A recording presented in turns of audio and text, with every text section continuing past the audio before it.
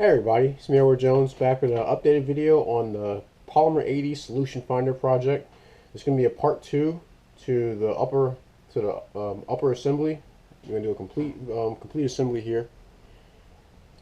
And you guys remember from the video, from the last video I did, I had I was just installing the striker assembly and the extractor and many other parts that I was able to get at the time.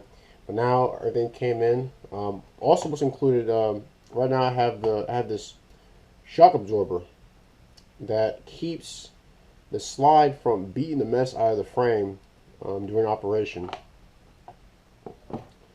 I got a Lone Wolf stainless steel recoil spring and guide rod. I got a Mariglow custom firearm sights. This is for the Glock 21 as well as the Glock 20, 29, 30, 31, 32, 36, and it's going to have two yellow rear sights and one green sight, and they're tritium sights, so they'll work in the night. I got my Lone Wolf Distributors Alpha Wolf barrel, and it's for the Glock 21. And it's a solid. It's basically it's just like a stock barrel, but it has different rifling. You see on the package it says it's designed for lead plated or jacketed ammunition, which I remember from some information about Glock barrels. They don't do too well handling lead ammunition, so unjacketed rounds. And so I figured I'd go with this to go along with all the Lone Wolf parts I've been getting. Certified stress relief 416 stainless steel, button rifle, 3-stage home bore, industry recognized SBN premium coating, heat treated to RC 4042, SBN increased to RC 60. So I guess it's more durable in terms of handling the heat. Exacting tolerances allow for drop-in installation, which I did previously install this in the slide, and it does fit completely into the slide. And fluting creates a path for heat and debris to escape. Now I did check it out. I was always curious about fluting on pistol barrels, but I've known about them used on rifle barrels.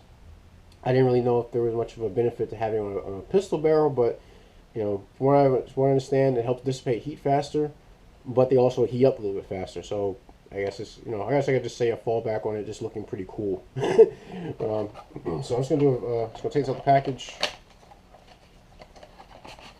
Also, when I got this in the mail, it came with, these cool stickers.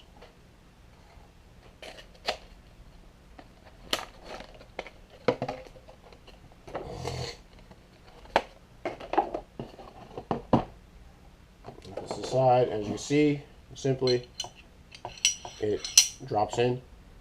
Not any problems. But before I put the barrel in, and before I put in the recoil spring and this buffer, I'm going to put the sights on. The tools I'm using for the sights will be a nylon hammer, because I don't have a Glock sight installation tool. I'm going to see if I can do this with what I have available. Now I'm going to be smart about it, so instead of marring up things, I'm going to use the nylon section of the hammer. Some blue Loctite. This is a medium strength for the front sight. So let's see. One thing that comes with this Mariglow sight kit is this Allen wrench, so that it can be tightened down. So the rear sight can be tightened down right here. This is the front. This is the back. So I'm working on installing the front sight first. I may use needle-nose pliers to get this little screw tightened in all the way. But there are cutouts that match the barrel. Oh, I'm sorry, match the slide. Let's see, and it fits in. It's kind of a snug fit.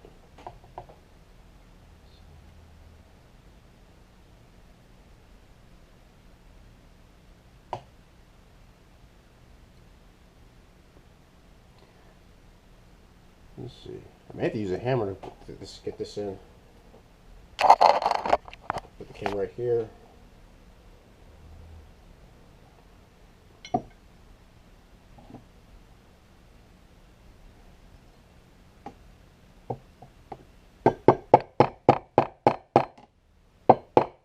There we go. Now it's pressed in. And since it's kind of keyed in place, along with the cut and slide, I'm not worried about it moving around. I'm get some blue Loctite. Now, I also want to say that I didn't test fit the sights. I'm going to do that on basically what you see is me. It's my first time putting sights on a Glock style pistol.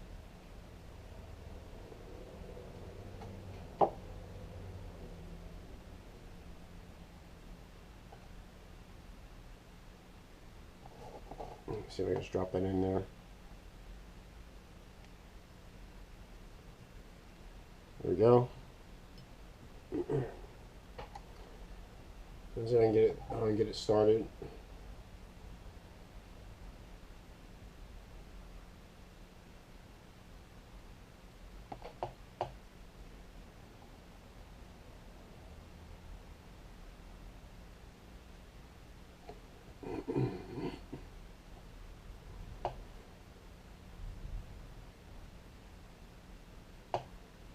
So I can get it flush with the inside of the slide.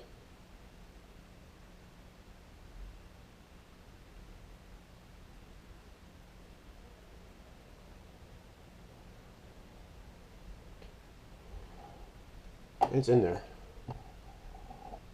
So now I got a front sight installed. A very minimal mess. Now I'm going to try to get the rear sight installed. To help with this, I'm going to get a little bit of gun oil, and I'm just going to put it on here, just so that the dovetail kind of slides in with not so much with less friction as possible.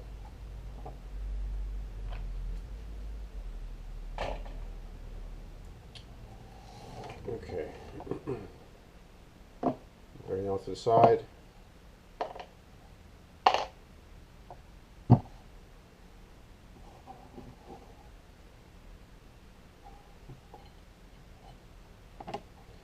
So it slides in halfway right there, and I'm just going to use I'm using the nylon section of the hammer to tap it in place.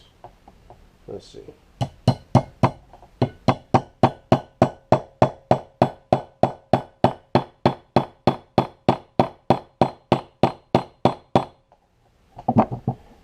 think it's going in. Let me see if I can relieve some stress. This is, I guess that's pretty loose.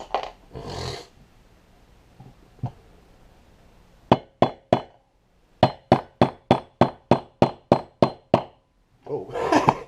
so as soon as I tapped it, it shot almost to the other side. But like I said, it's a good thing I'm using the brass. I'm using the nylon section so I don't mar anything. Let's see if we can get it. See if we can get in the middle.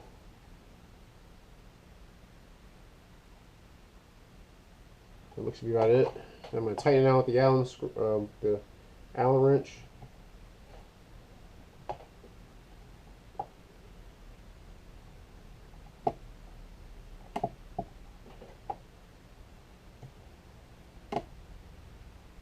There we go.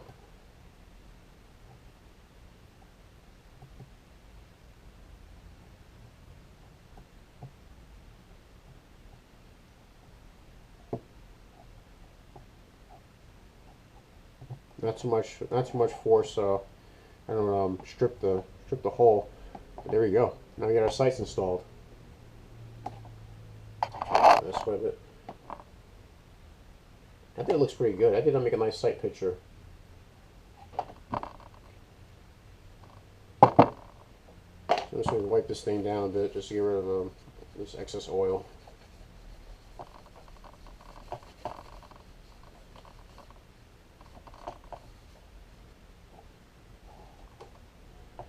Yeah, I think that looks pretty nice.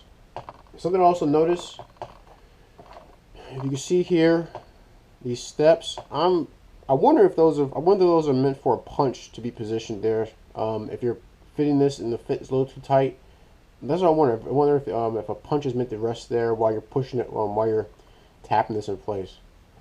But I gotta give it to Lone Wolf because they're the one that made this slide. They made these dovetails very smooth. Not there was no interruption basically in getting this in once it was tapped in all the way. So now I'm going to get our barrel, drops in, get our recoil buffer, push that in place. I also have these on my 1911s because, I mean, if I'm concerned about steel hitting steel, you know, worry about, you know, maybe should I dampen the recoil a bit. I'm also be a bit cautious about steel hitting polymer. So, you know, recoil spring and guide rod.